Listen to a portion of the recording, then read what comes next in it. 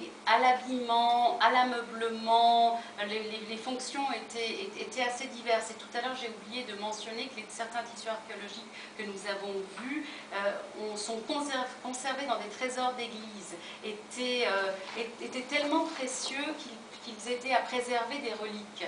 Et donc c'est l'idée de la fonctionnalité assez diverse des textiles. Voilà un modèle occidental qui reprend, oui, plus ou moins, une sorte de mandorle qui va être alternée, mais on peut se demander si cette mandorle, avec cette frise qui n'est qu'une dentelle ajourée très occidentale, avec ses glands, oui, ces motifs s'inspirent de motifs orientaux, mais c'est un exemple bien occidental et qui finalement ne fait qu'emprunter quelques pièces à l'Orient. Toujours la manufacture prenne, la tulipomania, vous la retrouvez ici, les croissants, les tiges, les tulipes. Nous sommes au XIXe siècle. L'inspiration orientale en Occident de ce motif de tulipe.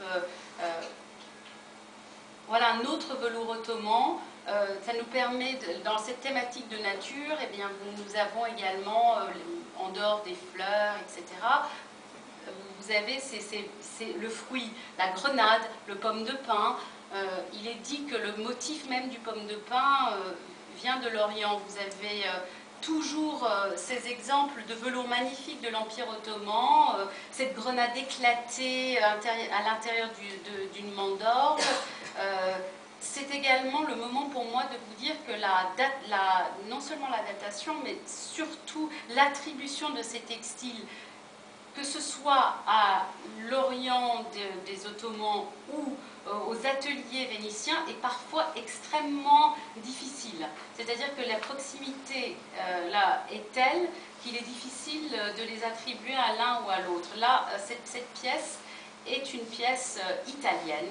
Vous avez ce motif de grenade éclatée, encerclée. Les fameux caftans ottomans, celui-ci est conservé au palais de Topkapi, avec voilà, toujours ces motifs, ces mandorles, les grenades éclatées. Un tableau de Bronzino, parce que l'étude des textiles anciens est enrichie par les tableaux.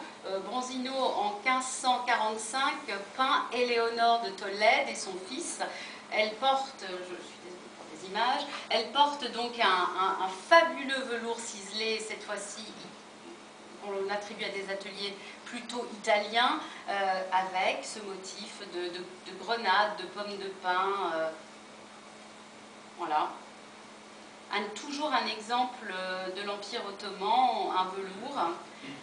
Nous sommes là à la manufacture Prel, la manufacture Le Manach, qui est une manufacture française.